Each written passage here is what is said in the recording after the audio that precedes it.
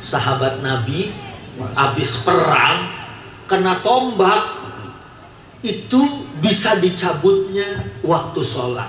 Kalau lagi sadar begini dicabut kesakitan, tapi begitu lagi sholat Allahu Akbar, mulai baca Bismillahirrahmanirrahim, Alhamdulillahi Rabbil Alamin, dicabut itu tombak, pedang atau panah yang menghunjam ke tubuhnya, dia nggak berasa apa-apa.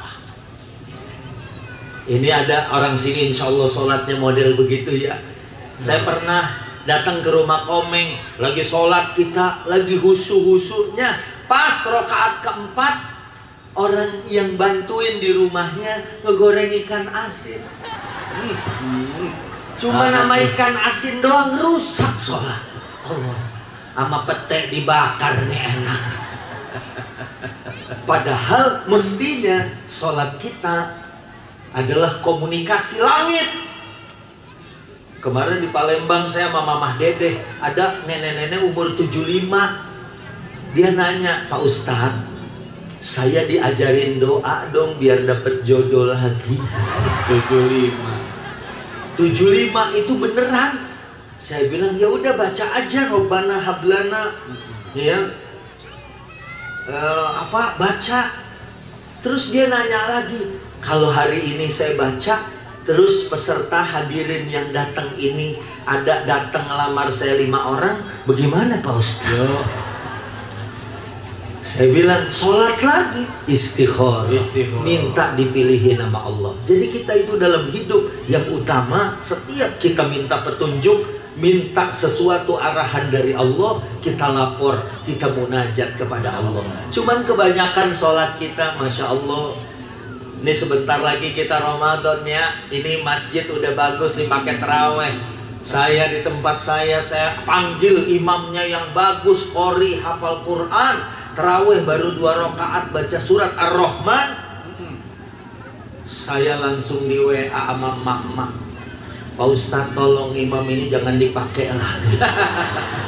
Saya bilang kan enak Bu. Imam yang enak cuman Ustadz Subki. Ustadz Subki kalau baca ayat yang kul-kul, kalau udah denger kul huwallahu ahad kayaknya nyes gitu, berasa adem gitu. Tapi kalau dengar ayat yang kita nggak tahu, saya dulu pernah ngimamin subuh cuman 2 rakaat. Begitu saya takbir, rupanya anak-anak muda pada bebisik, dengerin dulu imamnya baca apa. Kalau yang panjang-panjang ntar aja takbirnya, dia mau ruku baru kita takbir. Akhirnya saya baca Bismillahirrahmanirrahim, idza jaa. Begitu dengar ijazah pada loncat, ijazah coy, takbir semua. Saya terusin aja, idza ja'akal munafiquna qalu nashhadu innaka la rasulullah wallahu ya'lamu innaka la rasuluh wallahu yashhadu innal munafiqina lakadzibun. Cuman 1,5 halaman, 2 rakaat cuman 3 lembar. Tuh orang nggak pakai zikir langsung ngomong, Ustadz gitu ngeprank. Saya bilang siapa yang ngeprank? Itu Pak Ustadz. Saya pikir jajaan Nasrullah, kenapa ujungnya lain?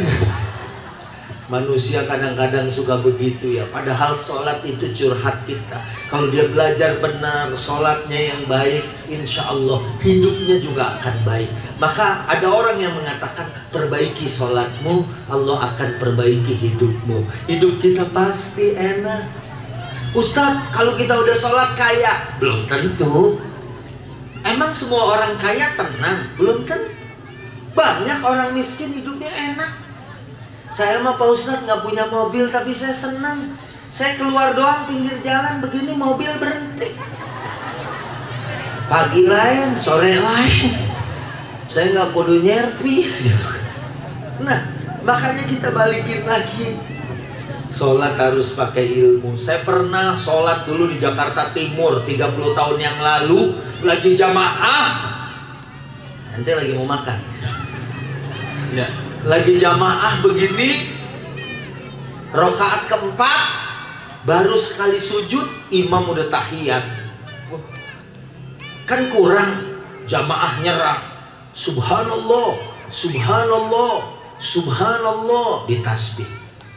Namanya orang lupa kan gak ingat. Iya. Dia juga lagi mikir, gue lupa apa ya? Tapi makmum gak sabar, diserang sama subhanallah. Subhanallah, gitu. Bukan itu gitu. Akhirnya tuh bapak imam dari duduk tahiyat naik. Gua kurang rokaat kali, naik. Allah, baru segini udah di subhanallahin. Subhanallah, bukan itu gitu. Akhirnya dia diam aja. Nggak tahu menantunya apa tetangganya kesian kali ya. Dia bisikin, kurang sujud kong. Untung imamnya nggak bilang, oh iya. Jadi rusak sholat. Kalau dia paham, dia tunggu, ya, atau dia mufaroqah terlepas dari imam. Nah ini penting. Kadang ada orang lagi sholat sendirian, ya, lagi sholat sendirian. Ada orang yang ngikut mau jamaah, dia nggak mau diikutin jamaah, dia batalin, dia malah ngikut sama dia. Dia bilang, kenapa dia jadi makmum, dia batalin lagi gitu. Dia ngikut di belakangnya, Allah. Dia juga begitu, wah dia mundur lagi. Itu apa? Itu dari depan masjid sampai kamar wudhu. Main geser-geseran karena dia nggak paham ilmu sholat. Makanya tadi orang masuk masjid sampai 3 kali sholat, kata Nabi, irji' fasolli fa innaka lam tusolli. Ulangin sholat karena engkau belum dianggap sholat. Ya. Akhirnya kata Nabi, kalau mau sholat wudunya yang benar dulu.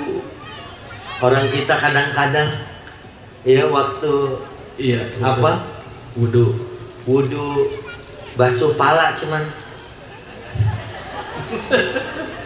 Ya memang sih ada pendapat kalau Syafi'iyah kan yang penting 3 rambut basah. Ya, tapi alangkah bagusnya kalau kita berwudu sempurna. Tapi juga jangan wudu kayak bebek. Dia wudu semua basah gitu kan. Akhirnya begitu mau sholat baju lu basah, ganti. Begitu ganti wudu basah lagi gitu. Kapan mau wudu, kapan mau sholat ya kayak gitu. Nah, oleh karena itu mudah-mudahan melalui Isra Mi'raj ini, walaupun habis ini mungkin tawakuf kita, tapi kita jangan pernah berhenti belajar. Ya, jangan pernah jangan pernah berhenti mengaji. Ini kita tawakuf, nanti mungkin Ramadan di sini juga ada pengajian-pengajian. Ya insya Allah kita jadikan sarana pengajian di masjid ini untuk menjadikan kita semakin paham.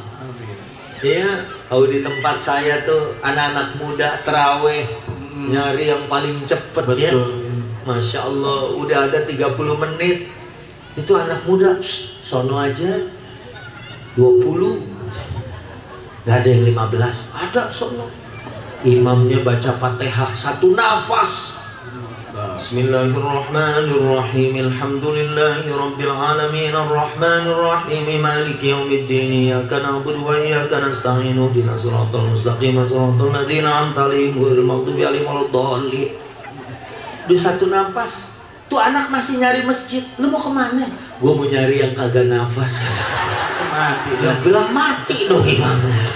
Makanya tarawih libur. Aduh, makanya kita pelajari sholat. Sebab kalau sholatnya benar, isi sholatnya wala zikrullahi akbar.